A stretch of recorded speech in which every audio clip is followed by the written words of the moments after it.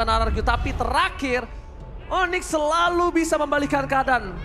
Dan ini masih kita lihat apakah mampu atau tidak. Sedangkan RRQ, mereka membutuhkan kemenangan ini untuk menahan Geeksled tidak bisa naik ke upper bracket.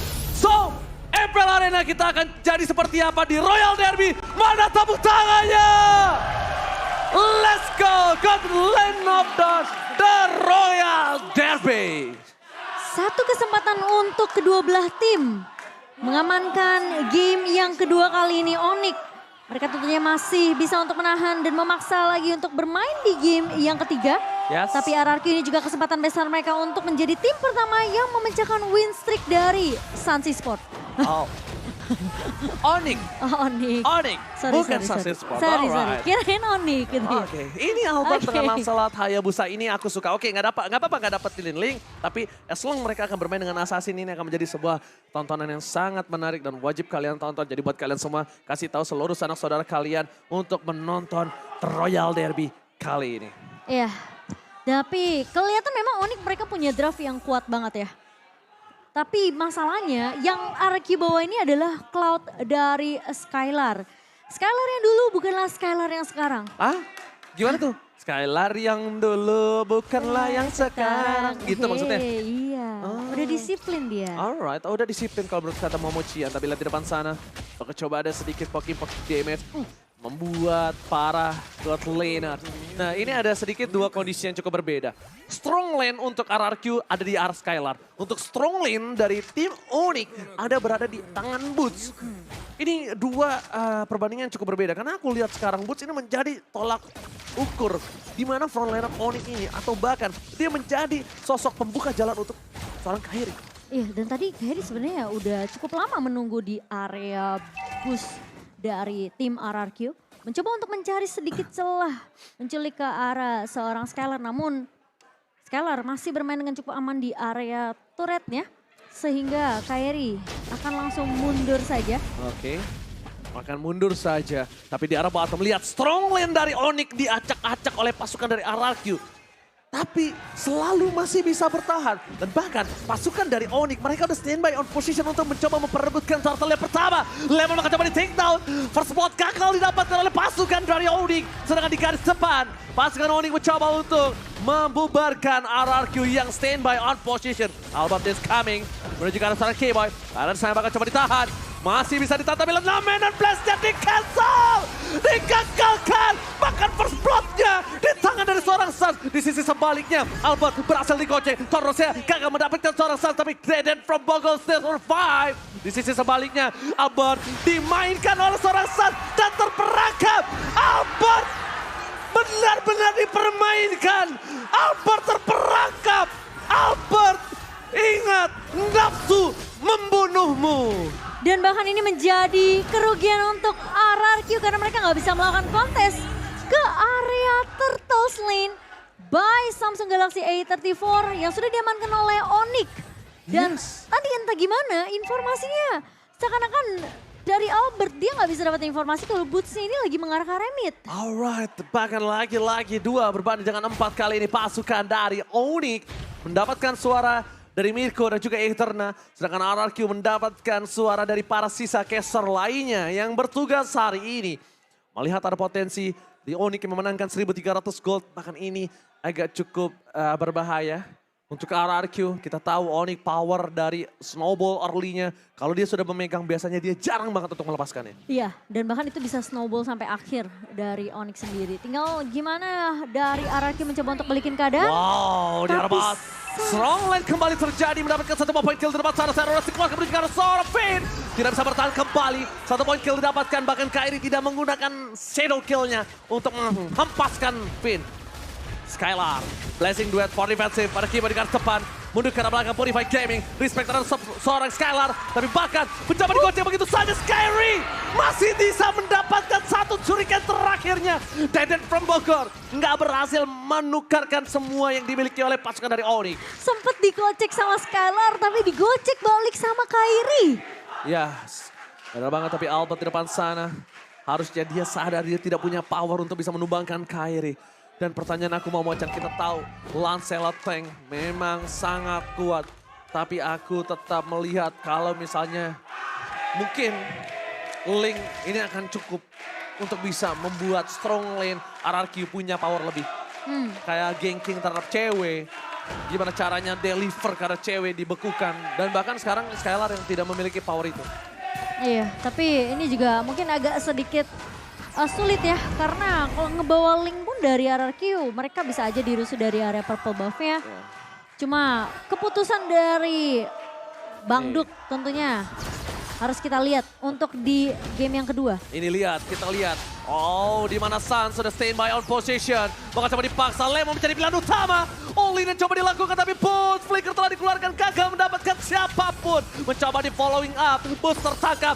Naman dan Blast Blackheart berhasil mendapatkan 2. Shutdown bakal didapatkan pasukan Onyx. Mereka harus mundur, mereka nggak boleh bisa memaksakan timba, tapi cewek berkata lain.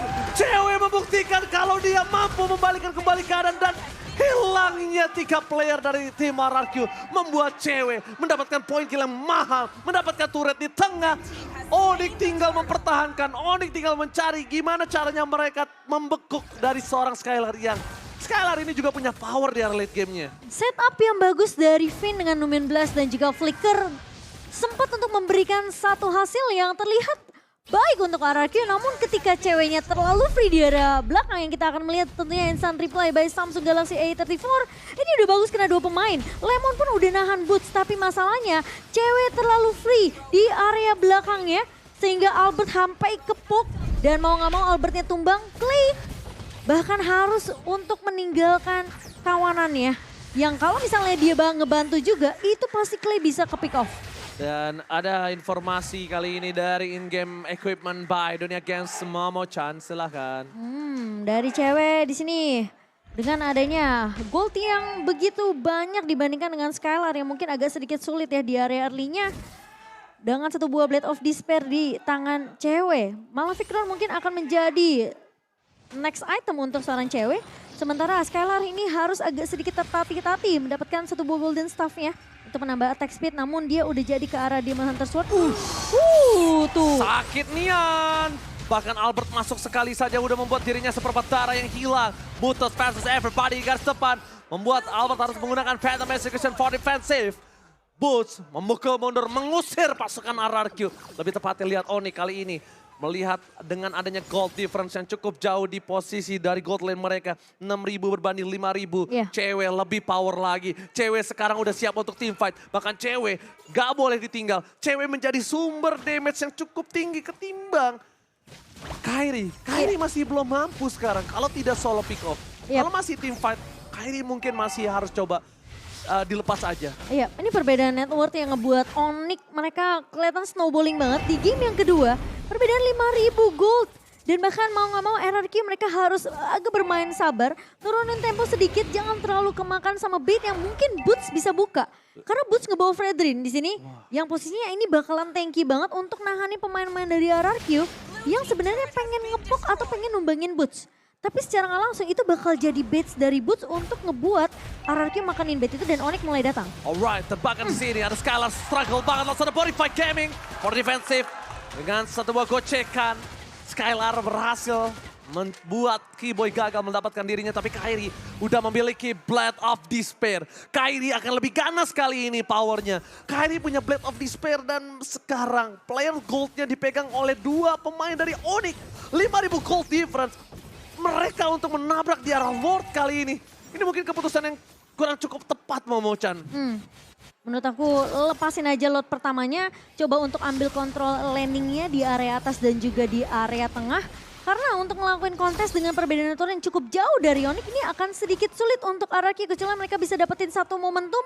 Lagi-lagi dengan Numen Blast dan numbangin cewek tentunya adalah target pertama. Tapi Numen Blast mencoba dapetin 1. Fokus ke arah seorang Skylar. Skylar tumbang.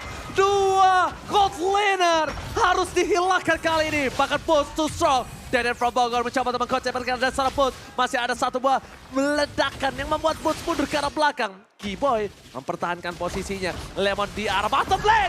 Gagal mendapatkan poin dan Kairi mengoutplay Lemon. Kairi. sosok yang sulit banget didapatkan. Sosok yang sangat-sangat lengkap untuk pasukan Onyx kali ini benar-benar bersinar di game kedua ketika tidak ada Kufra sebagai counternya. Ini sulit buat pemain RRQ ya, karena kita ngelihat perbedaan level yang cukup jauh. Lemon berbeda 3 level dibandingkan dengan seorang Kairi, 4 bahkan.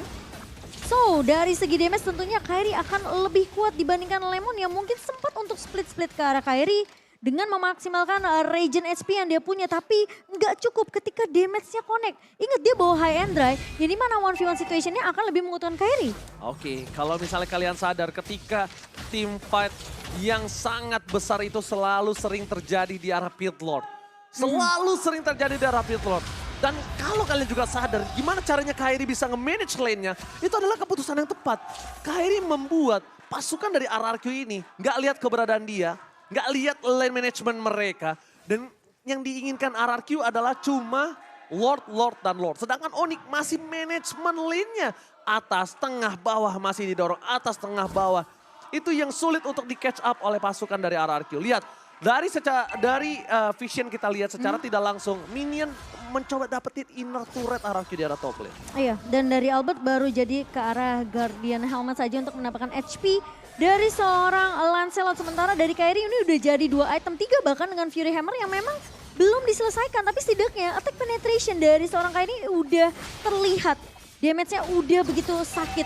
Oh, di depan sana Retribution diamankan Kairi. Lemon mencoba untuk mendapatkan para pasukan dari RRQ mundur ke arah belakang secara bertahan. Dikit demi sedikit mereka lepaskan. Tapi Onyx gak bisa dibendung. Onyx benar-benar memegang snowballing dari early dan 6.000 gold difference. Momo-chan, gimana caranya RRQ bisa mempertahankan apa yang mereka miliki? Karena makin setelah Lord muncul, entah base turret pecah atau enggak, tapi yang bisa dipastikan adalah inner turret mereka mungkin akan rata. Ini mungkin agak sedikit sulit buat tim RRQ dengan perbedaan Lord 6.300 plus dari Lord yang sudah mulai diamankan dan mulai berjalan ke area atas. RRQ mereka harus setidaknya main aman. Lepasin aja turret mungkin di area outer turretnya, karena udah pasti bakalan jebol dengan super minion yang juga udah mulai berjalan di 3 lini. Tinggal gimana caranya mereka ngehindarin damage dari Onyx terlebih dahulu. Oh no, Black Juice kali ini tidak cukup baik untuk Deaden from Bogor. Meanwhile Onyx 7.000 gold difference makin mencoba untuk mendobrak base turret. Ternyata inner turret saja tidak cukup untuk mereka. Mereka mau lebih. Pasukan Raja Langit masih mau dapetin base dari sang raja. Iya, karena Lordnya aja belum sampai ke titik di area atasnya. Jadi RRQ mereka setidaknya bakal coba untuk main di dalam base terlebih dahulu. Karena ingat high ground yang dibawakan sama Suns. Feder Aztec bisa memukul mundur pemain-pemain dari RRQ. Sakit banget tapi Lemon masih mau lebih. Mencoba dapetin satu orang, Suns gagal. Keyboy taruh rest, dia fokus lihat dari belakang. Lamen dan blast from Finn. Lihat mencoba mendapatkan satu Suns tapi masih ada Witcher Transition Save the Day. Pasukan dari sang raja, mereka benar-benar diocak-acak di arah base-nya. Finn mundur ke arah belakang, gak ada flicker lagi, gak bisa bertahan. Dan ini bencana. Onyx kali ini benar-benar memaksakan base turret dari RRQ di arah tengahnya juga Momo-chan. Meskipun Diamond Blast setupnya tidak diketahui oleh Onyx, tapi tidak ada damage tambahan dari RRQ. Menjadi setup yang agak sedikit sia-sia dari Finn. Dan bahkan 2 pemain dari RRQ harus tumbang, namun RRQ mereka masih bisa untuk menahan gebrakan dari Onyx. Tidal Race from Keyboy. Tapi nampaknya membuat Keyboy yang harus mencari immortality. Albert still survive. Lemon mencoba mendapatkan boost. Tapi boost dengan ada press rate yang gagal meninju siapapun dan menggetok siapapun.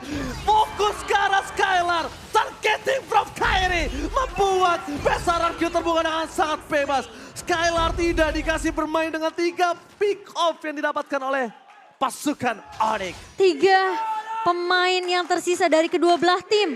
Lemon, Skylar, Boots dan juga Keyboy hilang di area pertempuran dan terlihat targeting dari seorang Kairi mencoba untuk menumbangkan lini belakang dari RRQ yaitu Skylar.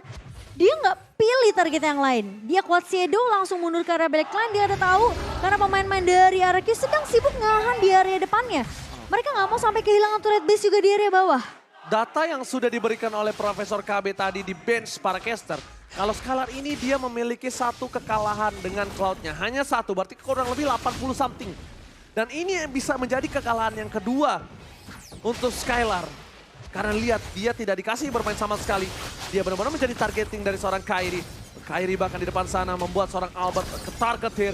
Serpat darah sudah dimiliki. Fokus dari seorang Boot ke arah seorang Albert. Albert still survive. Lihat semua mata bahkan membuat Albert kalau bisa Albert dilumpuhkan. Kairi mulai masuk. Penta Persecution ke arah belakang. Tidak ada yang bisa menuju ke arah Lord. Lord yang bergerak dengan sangat bebas tapi Butas. Kali ini mencoba untuk memancing. Pasukan dari RRQ yang nampaknya gagal. Turret dibalas Dominator Blast. Dapetin Skylar tapi di belakang pasukan Oni meratakan tim RRQ. Apabila ini bencana. Oni mencoba untuk melakukan wipe out. Dan Deden from Bogor gak bisa mendapatkan apapun. Oni membalikkan keadaan. Oni menolak. Dipecahkan win streak-nya. Memaksakan lagi untuk bermain di game yang ketiga. Onyx terlihat